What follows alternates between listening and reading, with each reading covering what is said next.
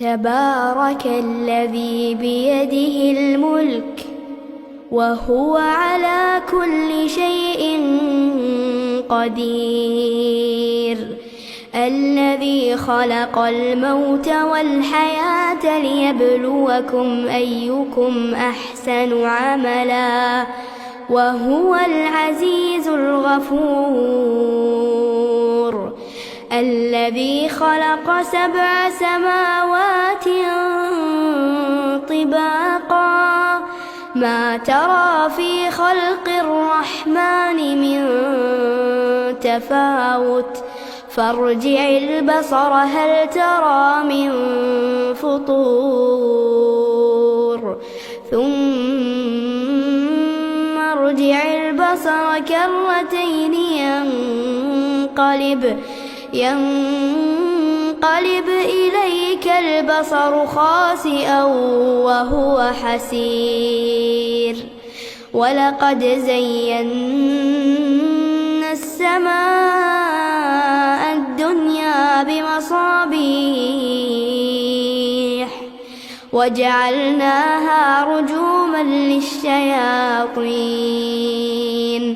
وأعتدنا لهم عذاب السعير، وللذين كفروا بربهم عذاب جهنم وبئس المصير، إذا ألقوا فيها سمعوا لها شهيقا وهي تفور تكاد تميز من الغيظ، كلما ألقي فيها فوج سألهم خزنتها ألم يأتكم نذير، قالوا بلى قد جاءنا نذير فكذبنا وقلنا ما نزل الله من شيء إن أنتم إلا في ضلال كبير، وقالوا لو كنا نسمع أو نعقل ما كنا في أصحاب السعير، فاعترفوا بذنبهم فسحقا لأصحاب السعير، إن الذين يخشون ربهم بالغيب لهم مغفرة وأجر كبير، وأسروا قولكم أو اجهروا به إنه عليم بذات الصدور، ألا يعلم من خلق وهو اللطيف الخبير، هو الذي جعل لكم الأرض ذلولا فامشوا في مناكبها وكلوا من رزقه وإليه النشور،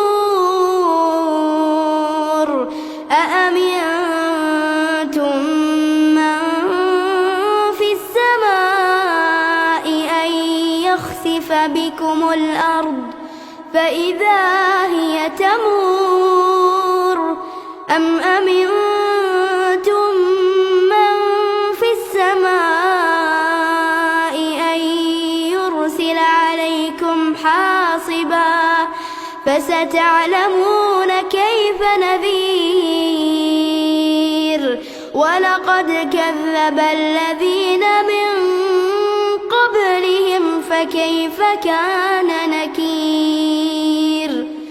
أولم يروا إلى الطير فوقهم صافات ويقبضن ما يمسكهن إلا الرحمن إنه بكل شيء بصير، أم أمن هذا الذي هو جند لكم ينصركم من دون الرحمن إن الكافرون إلا في غرور أمن هذا الذي يرزقكم إن أمسك رزقه بل لجوا في عتو ونفور أفمن يمشي مكبا على وجهه أهدى أمن يمشي سويا على صراط مستقيم قل هو الذي وجعل لكم السمع والأبصار والأفئدة قليلا ما تشكرون قل هو الذي ذرأكم في الأرض وإليه تحشرون ويقولون متى هذا الوعد إن